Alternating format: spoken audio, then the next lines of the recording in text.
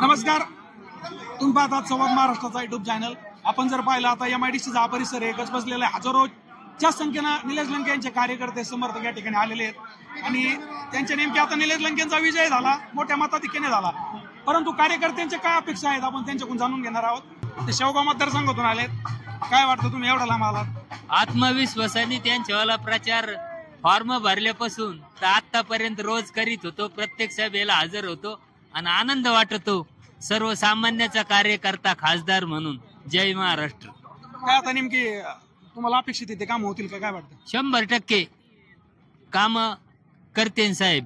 काय शेवगावचा कुठला प्रलंबित प्रश्न आहे, असं कुठलं प्रलंबित काम? ताजनापूर लिफ्ट, रस्त्याचे काम, जिनिंग प्रेस, असे लोकांचे काम आहेत आणि ते साहेब करते ना, अशी अपेक्षा आहे आमच्यावाली। अजून काय बोलाल या विजयाबद्दल, काय वाटतं तुम्हाला? या विजयाबद्दल हार्दिक हार्दिक शुभेच्छा। आणि महाराष्ट्रात कुठं झालं नाही असं इथं झालं, कारण विखे पाटील 60-65 वर्षाचं घराणं आहे आणि त्यांना हरिणं म्हणजे काही सोपं नव्हतं, पण सन्माननीय लंके साहेबाच्या रूपाने त्यांना हरू शकलो। जय महाराष्ट्र। काय वाटतं तुम्हाला, निलेश लंकेंच्या जागेवर जर दुसरा उमेदवार असतं ते शक्य झालं असतं का? नाही, अशक्य। असा पवार साहेबांनी जो काही निलेश लंके यांच्यावरती विश्वास ठेवला तो सार्थ केल्यासारखं वाटतं तुम्हाला? 100% सार्थ केला। उद्धव साहेब, पवार साहेब एकत्र आल्यामुळं काँग्रेस हे शक्य झालेलं आहे। आता विधानसभेचे समीकरण बदलणार की काय होणार? 100% बदलणार आणि गद्दारांचं सरकार जाणार। जय महाराष्ट्र। राऊरी मतदारसंघाचे आमदार प्रजक्तदादा तनपुरे आपल्या सोबत आहेत। काय या विजयाबद्दल काय सांगाल की आता तुम्हाला सर्वांची ताकद निलेश लंकेच्या पाठीमागे होती म्हणून हा खरं तर विजय?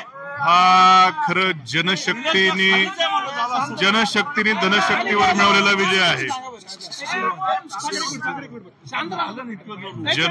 जनशक्तीने धनशक्तीवरती मिळवलेला विजय आहे।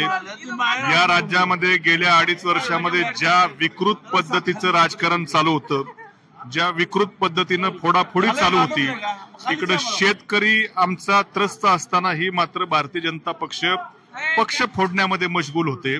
याचा धडा जनतेनं कुठेतरी राज्यभरामध्ये नव्हे तर देशभरामध्ये भारतीय जनता पक्षाला शिकवलेला आहे आणि निलेश लंकेंसारखा सर्वसामान्य त्या ठिकाणी माणूस आज जनशक्तीचा विजय त्या ठिकाणी झालेला आहे, धनशक्तीला पराभूत केलेला आहे। काय वाटतं आता नगर दक्षिण मध्ये काय विकास काम होते, काय वाटतं?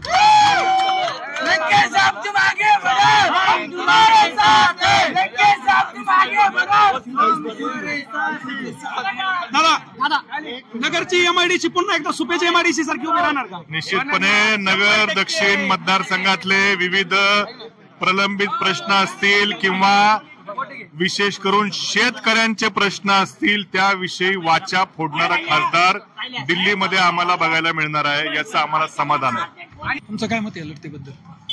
हा जो विजय झालेला आहे हा सर्वसामान्य जनतेचा विजय आहे। खरंच एक शेतकऱ्याचा मुलगा, एक सर्वसामान्यांचा नेता म्हणून आम्ही त्यांच्याकडे पाहतो। लंके साहेबांचं जे कोरोनाचं काम होतं, कोरोना काळात जवळ 40 ते 50 हजार लोकांना त्यांनी जीवनदान दिलं। ह्याच उद्देशाने सर्वसामान्य जनतेने त्यांच्यावर विश्वास ठेवला आणि जनशक्ती विरुद्ध धनशक्ती असा हा निश्चित सामना झालेला आहे आणि याच्यामध्ये लंके साहेब हे म्हणजे भरपूर अशा मताधिक्याने निवडून आलेले आहेत आणि सर्वसामान्य लोकांची कामे हे फक्त निलेश लंके साहेबच करू शकतात।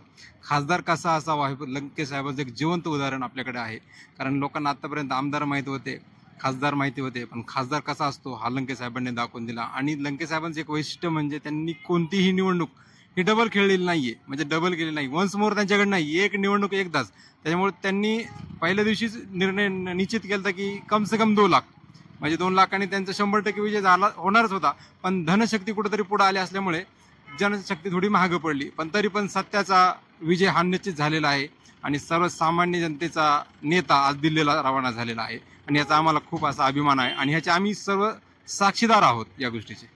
निलेश लंकेंचं कुठलं काम तुम्हाला आवडतं? लंके साहेबांचं काम म्हणजे लंके साहेब एक कुठलाही माणूस त्यांच्यापाशी गेला तर एक कार्यकर्ता म्हणून पहिलं त्यांच्याकडे बघितलं जातं।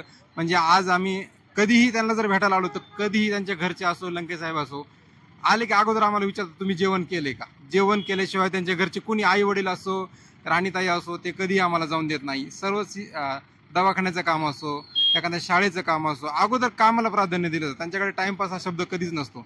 त्यामुळे लंके साहेब आम्हाला खूप आवडतात। धन्यवाद तुम्ही दिलेल्या माहितीबद्दल। ताबेमारीचा तर काय वाटतं आता खासदार चेंज झाला, ताबेमारी थांबणार का? 100% ताबेमारी मुक्त नगर शहर, गुंडगिरी मुक्त शहर आणि दडपशाही मुक्त शहर येणाऱ्या 5 वर्षामध्ये या जनतेने जो विश्वास दाखवलेला आहे, अगर दक्षिणेमधून आघाडीवर कोण असणार आहे, विजय निलेश लंके की सुजय विखे, तर सर्व चॅनल मध्ये तुम्ही सुद्धा पाहिलं असेल माध्यमांमध्ये की निलेश लंके साहेबांचं नाव सर्वात आघाडीवर होतं. हे अभी झाकी आहे, अभी विधानसभा अभी बाकी आहे. इथले जेवढे गुंडगिरी दहशत ताबेमारी करणारे आहेत ना, त्यांचा सर्वांचा काटा होणार. याची शाश्वती सुद्धा तुम्हाला आत्ताच देतो आणि आत्ताचा एक्झिट पोल तुम्ही लिहून ठेवा. काय वाटतं नगर दक्षिणचा विजय? नगर दक्षिणचा विजय सर्वसामान्य जनतेचा विजय आहे आणि या ठिकाणी ना सर्वसामान्य जनतेने इलेक्शन हातात घेतल्यामुळे जो विजय झाला, निलेश लंके साहेबांचा विजय हा 1 नंबर सर्वसामान्य जनतेचा विजय झाला. आता काय तुम्ही कुठून आलो? आम्ही निमगाव वागा, बाप्पू बलगे. काय विकास कामं झाली पाहिजे? विकास कामं रस्त्यांचे कामं जे होणार आहेत, नेत्यांचे जे कामाची पद्धत आहे ती एक सर्वसामान्य जनतेला हातात घेऊन काम करण्याची ताकद आहे. सर्वसामान्य जनता ताकद, त्याच्या पाठीमागे ताकद असल्यामुळं नेते 100% विकास कामे होतील अशी अपेक्षा आहे. काय वाटतं नगर दक्षिणच्या विषयाबद्दल काय सांगा? काय नाही, एक सर्वसामान्य माणसाला न्याय मिळालेला आहे आणि एक गरीब कुटुंबातील खासदार आपल्याला दक्षिणेला मिळालेला आहे. तुमचं काय मत?